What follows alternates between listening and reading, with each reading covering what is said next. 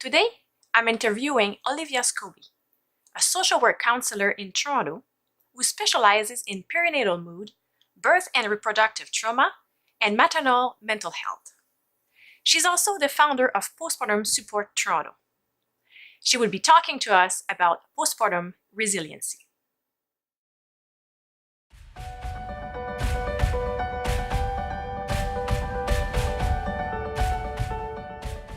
Hi, Olivia. Hello, how are you? Good, and you? Good, thanks. Perfect. Thank you so much for accepting to do this interview with me. Yeah, so happy to be here. So happy to talk about this. Very grateful. Would you like to talk a little bit about yourself and see what you're doing? Sure, happy to. So I'm a social work counselor and I work primarily with families in the postpartum perinatal period, helping them through those ups and downs. So working through parent guilt, working with postpartum depression, postpartum anxiety, and then working through birth and reproductive trauma as well. And I'm also the founder of Postpartum Support Toronto, which is a not-for-profit that offers a lot of free supports to parents. So we've got an online solidarity group. We do some psychoeducation, online counseling skills programs. We do support planning with parents. So we do a lot of different things to help parents who are like, this is hard, feel grounded in their life. So how did you decide to do that kind of work? A lot of this stems from my own experience with postpartum depression and anxiety. I have 2 kids, and so I went through it twice. And the first time I didn't know what was happening to me. So I really struggled with trying to figure out, is this normal? I really thought there was something wrong with me, or there was something wrong with my baby. And it wasn't until maybe even a year where I was able to reflect back and say, no, that wasn't normal. That what I went through was really scary and intense. So when I was pregnant with my second, I was sort of armed this time to be like, let's pay attention to how I'm feeling after the baby's born. And after my second son was born, it didn't have the same onset of right away that it did with my first. But around the 3-4 month mark, I started to feel very, very anxious. So less depressed, more anxious, which caught me off guard a little bit. But this time I had great support. So I went to my family doctor. She instantly plugged me into some community stuff. We talked about medication. And the experience of recovery was so dramatically different that it really fueled my interest in how do we destigmatize talking about postpartum mental health, make it easier for people to say, you know what, I'm not okay. How to have people self-identify at home so that they can make decisions around where they get more support. And just to have people say, yeah, I've been through it too, we'll get through this. And bolstering that sense of community solidarity that you are definitely not alone in this. That's not making you a bad parent. So really coming from that sort of heart-centered place. Good. Well, I'm glad that you found the help that you needed, and then it's really great. Yeah. Okay, so today we're going to talk about postpartum resiliency. I hope I pronounced this right. Absolutely. Yeah, so can you define for us what you mean by postpartum resiliency? Yeah, so usually when I'm talking about postpartum resiliency, I'm talking about the ability to cope and get through some of the tough times, the ups and downs that come up for everybody, most people during the postpartum period. So it's not about having a great time, it's not about feeling confident all the time, but it's about the ability to feel something really tough and then be able to come up with your own coping and your own sort of problem solving to address that issue. Okay, and we know how much it is important in the postpartum period because it is a big transition. Huge transition, absolutely. And it comes with a lot of natural ups and downs. It's really normal to have moments where you feel a lot of joy and connection and moments where you feel overwhelmed or completely incapable of getting through it. Of course. Can you explain to us what are the components of postpartum resiliency? Yes. So I think everybody would define this a little bit different, but there's a research study that was done in 2009 by a researcher named Knack. And she asked a really great question, which is why is it that some parents are able to move through the postpartum period just a little more smoothly than others? And again, not comparing experiences of how much you like it, but just like how are you able to sort of bounce back from some of the knocks that come from that. And she found in the research that there were about 6 things that came up pretty consistently for parents who were having a smoother transition. So the first thing that she talked about is adequate self-care. And I know that self-care feels like a bit of a buzzword right now, particularly for parents. There's a whole bunch of information around like that metaphor of like put your own oxygen mask first before you care for others. But she found it wasn't just doing things that are like quote unquote self-care. So it's not about getting mani-pedis, it's not about getting massages, although if that's what you want to do, that's fine. She said that it was about a sense of entitlement to taking care of yourself. So really resisting that narrative that now that the baby's here, you don't matter anymore and your needs are irrelevant, that you are absolutely entitled. You absolutely have permission to say, time out, I need a break, I need to go and do something that's just for me, myself a little bit. And that is critical to how you catch your breath during such an intense time. And so the second piece that's sort of similar to that is the concept of having enough help. And so again, this is about giving yourself permission and feeling entitled to it. So really resisting the idea that I have to figure this all out on my own, and embracing the idea that there's a lot of people, hopefully, in my child's life, they're going to show up for them in different ways. And so that can be really practical support, like please come over and throw a load of laundry on for me, bring me some food. That can be emotional support. So having people just check in and be like, how are you doing? There's so much focus on the baby or the babies. Parents' needs often get missed. That can be informational support. So who can they turn to for information? Who do they trust? Because there's so much advice that's just sort of thrown at new parents. And it's hard to filter some of that out. So really asking for what you need, which usually starts with identifying what is it that I need right now, and then communicating that to people in your community. And sometimes this means hiring help, right? If that's affordable. Like what I'm doing is I am a postpartum doula, so that's the kind of help I can give to women, and especially to families, and especially I think with families that don't have a lot of families close by, so I think this is important to find other kind of support around you during that period. And I find that there's a really dramatic difference between people who have family that live close by that they like, right? So there's a difference between I have family but I try not to speak to them, and I have family and they're incredibly supportive. And we know that postpartum doulas and birth doulas do ease that transition. So there's no guarantee that you won't have, a mood disorder, but they have somebody they can trust, somebody they can rely on, and somebody who cares and is really checking in with them. Yeah, that's good.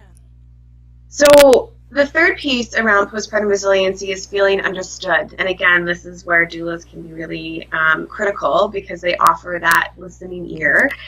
They offer that normalizing voice of like, yes, this is really normal. No, that's okay. You're allowed to ask questions about this. But it's about finding your parenting people.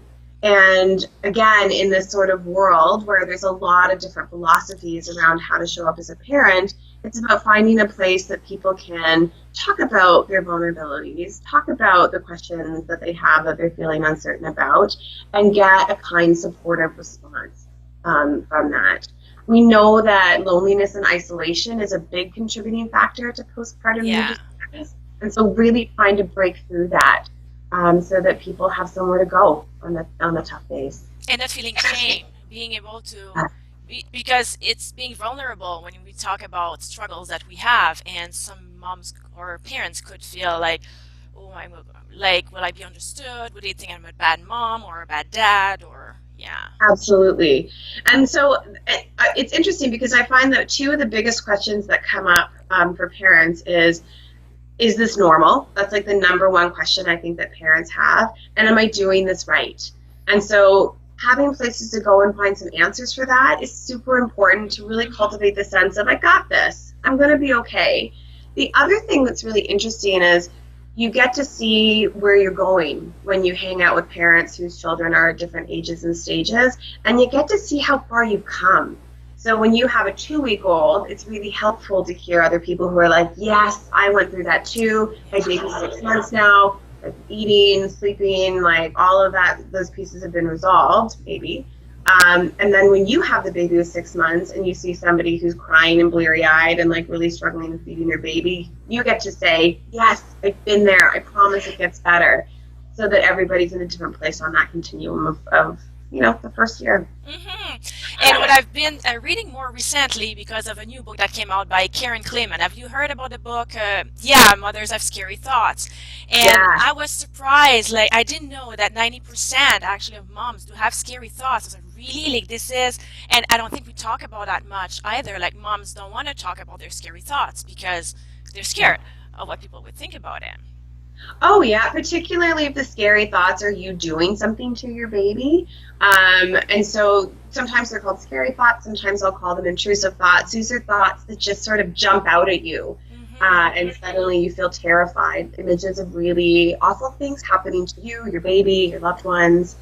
And I often cite, there's a theory about where those thoughts come from that I really like, which suggests that the amygdala, the part of our brain that is constantly assessing threats around us, it gets trained to not respond with fear to things that we do every day that are kind of risky, right? So walking down the stairs, usually for those of us who are able-bodied and able to do that, usually we're like, I can walk down the stairs. I feel very confident in my ability to do that safely because I've done it so many times. But as soon as you add a baby to the mix, all of a sudden the amygdala is like, I'm responsible and the baby. Is it safe to walk down the stairs with this baby? And sometimes it'll ask you to pay attention by sending like a terrifying vision of you tumbling down the stairs with your baby. And so it can be really supportive to just talk to that part of your brain and say, no, this is safe.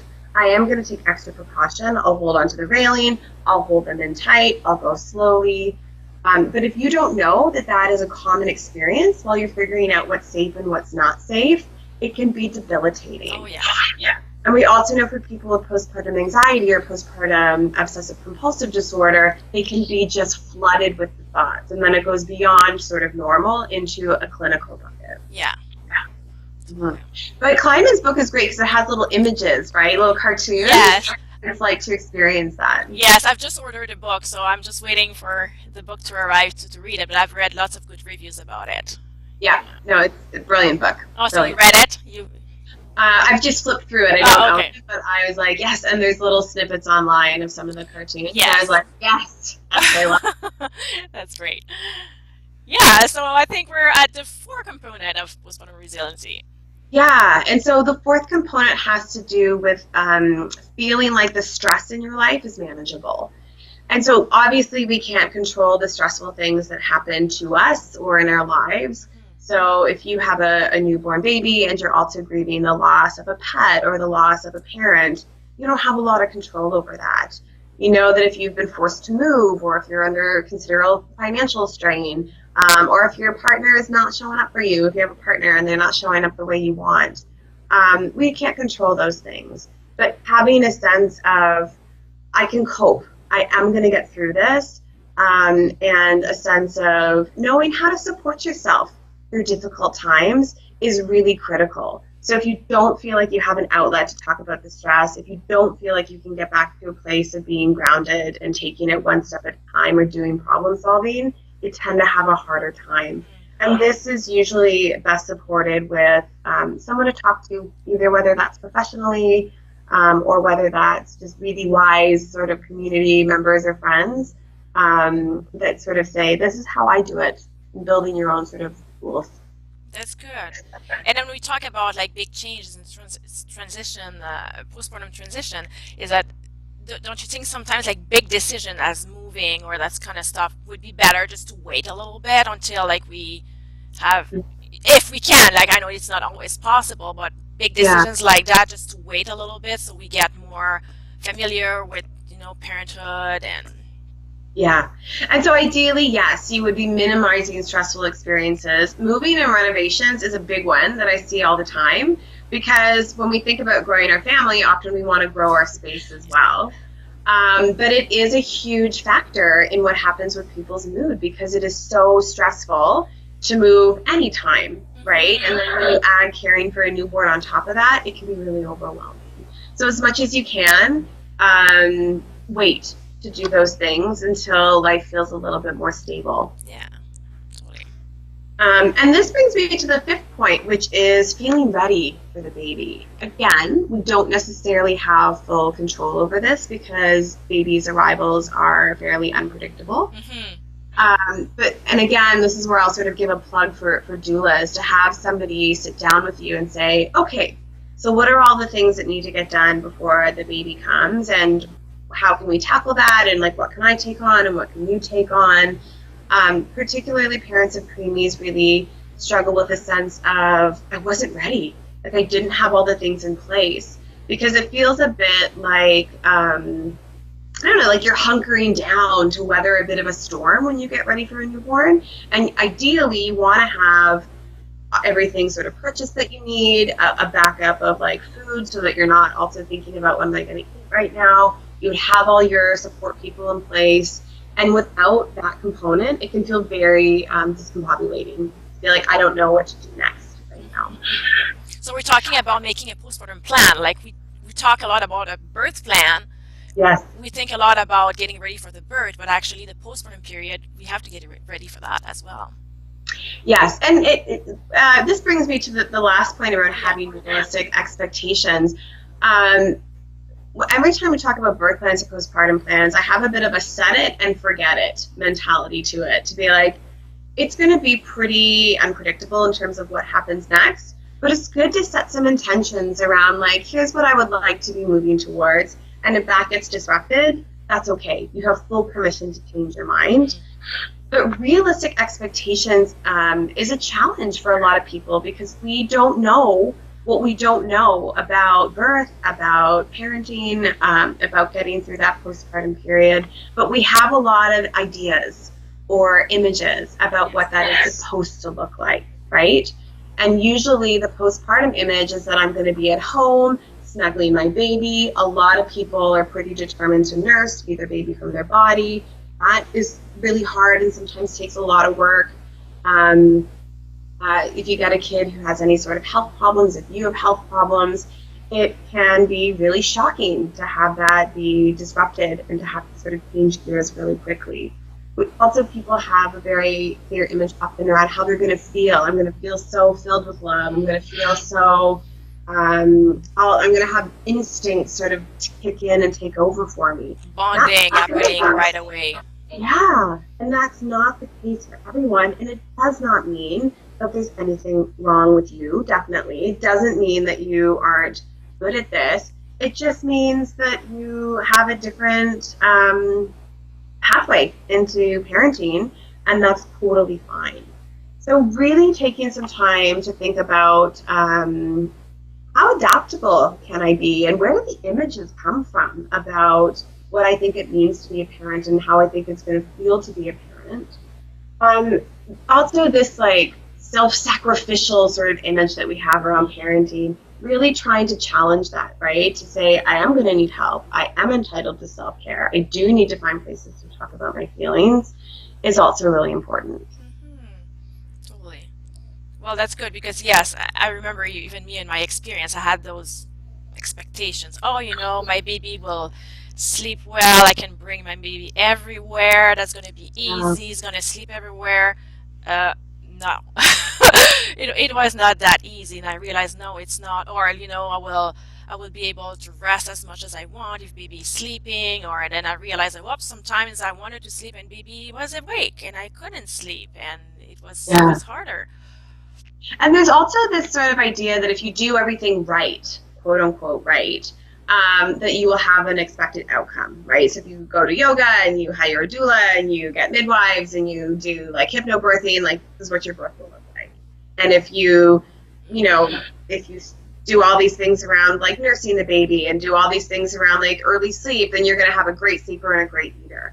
And that's just not how it is. We're dealing with an entirely different person who we can't control. Exactly. And so it's really about like meeting our babies where they're at and meeting ourselves where we're at, and trying to negotiate from there.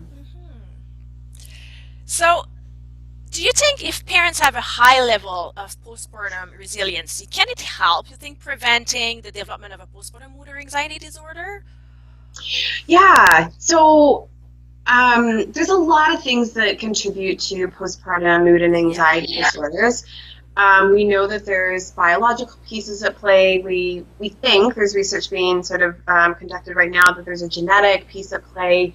We know that particular thinking styles, people who are more prone to perfectionism, people who are more prone to like a little bit of rumination, critical thinking, and we know that people who are really invested in this idea of like intensive parenting have a tough time. And then there's a lot of like individual circumstance stuff, like we have or having a traumatic birth.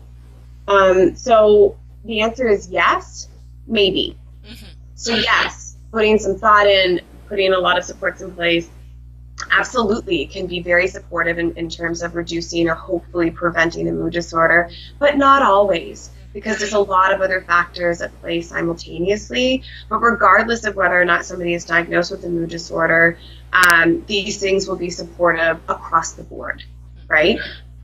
Yeah. Yeah, I know, like, even like with my first baby where I was diagnosed like postpartum bipolar disorder.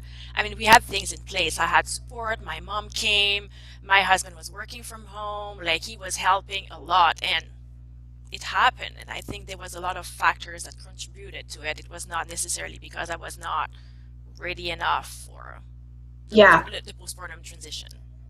Yeah, and I think that that's really important because I've had clients before say, I don't understand why this is happening with mood disorders, postpartum mood disorders. I have so much support. And I'm like, support is just one piece. It's not the full puzzle, right? And I'm like, yes, hooray, you have support. But an image of like somebody who's in like very difficult life circumstances that will only they get postpartum mood disorders, that's not true. No. All of us, right? It could happen to any of us. Yes. Yes, and looking back after, I can see that I had before my pregnancy some events in my life or something that could have, because of the difficult birth and everything, could have be a factor that it happened. Yeah. Oh, for sure. And starting to look back at previous life experiences and looking at histories of trauma and all of those pieces are hugely significant in understanding like how did this all sort of come together. Yes, and sometimes we might not know exactly what happened, what contributed to it, and it can still happen. Absolutely. Absolutely. And we also know that sleep is a really huge piece. And so people who have kiddos who like really struggle to like stay asleep for longer stretches. We know that people who have postpartum insomnia, we know that people who've had just lots of disruption to their sleep for a lot of different reasons, that is also a huge factor. Because if you're going weeks at a time with like 1, 2, 3, 4 hours of sleep, nobody's brain can function very well, right? Like our bodies are not meant to have that kind of like sleep disruption. So there's a lot of different things that can influence this for sure. Totally. I know that you have developed a guide that you call Do It Yourself Postpartum Mood Support Planning ebook. Yes, so I think it's really related with what we've been talking about. So what is that guide? Yeah, so that guide sort of walks parents through all of the different steps that we talked about so that they can start either prenatally or postnatally asking some of these questions like, what are my thoughts around self-care? What does self-care mean to me? Do I feel like I have permission for it? Who could I reach out to for help? What's going on in terms of like levels of stress? Where can I find like extra support around managing my stress? Where are my people at? Starting to look around. What do I need to do to get ready? And what were the expectations? And can I adapt them now that things are a little bit different? And so there's a few places you can find that. You can find that on my website, oliviascobie.com, and then also on the postpartumsupporttoronto.com website as well. And both of those sites have a ton of free resources. So this is one resource that people can download and it's free. But there's also on the Postpartum Support Toronto website, there's the e-courses I talked about. There's one on working through guilt. There's one on using dialectical behavioral therapy skills. That's a big sort of mouthful, but just like very concrete coping through tough moment skills, a lot of mindfulness. We've got one on cultivating self-compassion, and we have one on using expressive arts. All of those things are free. Great. Over on my site, I've got some like pre-recorded meditations for new parents that are like 2 minutes, 4 minutes, like just the amount of time that you have with a newborn. You don't have a half an hour to sit down and do a meditation. So lots of free resources there for people who are trying to build a plan, a support plan for themselves. Excellent. So what I can do is on my YouTube channel, in the description, I can put like some your website and the Postpartum School Toronto website as well, so people can click on it and go find the documents that you're interested in. For sure. Absolutely. Just peruse and see what you like and grab what you need. Excellent. Well, do you have some more to say or something else that you would have to add? Just my sort of spiel around it's okay to seek out for help. I know that sometimes it can feel scary. It can feel like you're doing something wrong. Even if you're not diagnosed with a clinical mood disorder, I am still a big fan of speak up, talk about what you're going through, talk to your medical team, talk to your people. There's no harm in doing that, right? The only thing that would happen next is that you would receive more support and get all of the stuff that's jumbling around in your head out into a space where other people can help you. Yeah. Totally good advice. Yeah. Yes. Thank you so much for having me. Well, thank you for taking the time, and I think this will be very useful for people watching it, and thank you so much. I think it's great information that you agreed to share with us. You like my videos? And you care about my mission to speak openly about postpartum mental health? You can help me make it happen by subscribing to my channel and sharing my videos with others. Just click on subscribe. I also created a Patreon account to help you contribute directly to my mission. Interested? Just click on the link below my video, which will direct you to my Patreon page. Then, click on Become a Patron and join my exclusive community. Thanks to you, I can continue to invest time and energy to produce and then present you quality videos on a regular basis. Do not forget to take a look at the benefits you can get in exchange. I thank you for your interest in my channel, and I'm already grateful to you for taking the time to look at its content and share it with others.